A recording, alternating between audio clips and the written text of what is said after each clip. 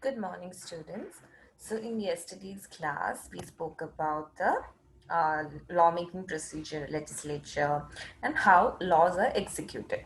So, we discussed about the legislature, we discussed about the executive, and now the third organ of the government is the judiciary. And in today's class, we'll be talking about the judiciary of a state. Let's begin. The High Court stands at the apex of the state judiciary.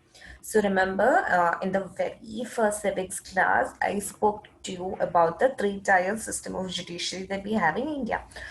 So there is Supreme Court at the top, that is at the central level, and that is for the entire country. And each state has its own high court, that is the state high court. And then each district has its own district court, right? So when we talk about the state judiciary, it is the state high court that is at the apex. Apex means top. Okay, as per the constitution, there shall be a high court in each state. So each state is supposed to have a high court, but there are also cases in which the high court of a state can be shared. For example, Punjab and Haryana, two different states, but they share the same high court. But there may be a common high court for two or more states and union territories.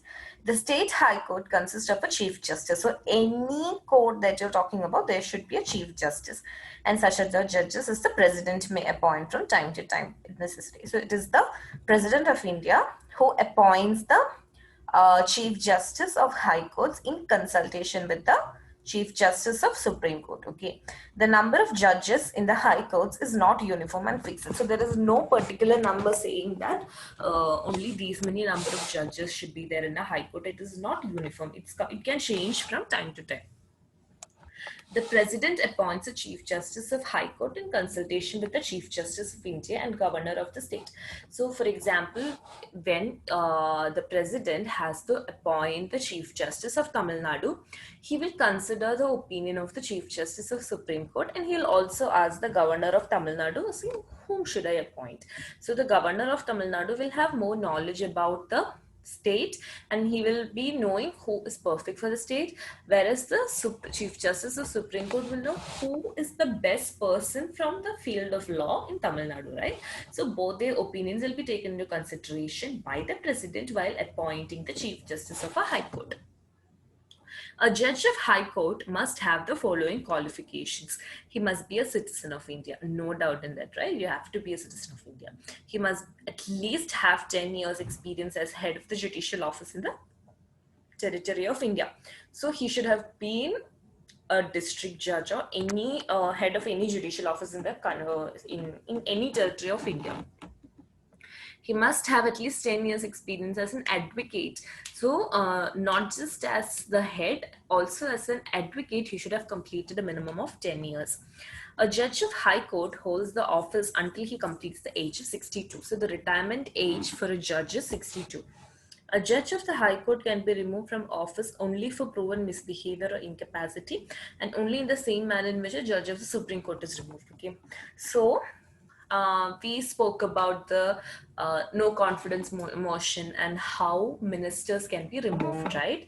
But when it comes to the court, a judge can be removed from office only for misbehavior or when he is proven to be not good enough or not capable of doing this work. This is to ensure that judiciary is independent and members of the judiciary cannot be removed by the elected people.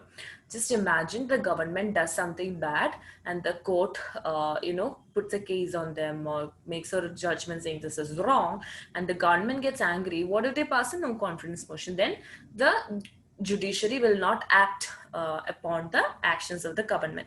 To make sure that judiciary is safe from the government, like there is no way the government can take revenge on the judiciary, the independence of judiciary is ensured. They can be removed only for proven misbehavior. Powers and functions of the High Court.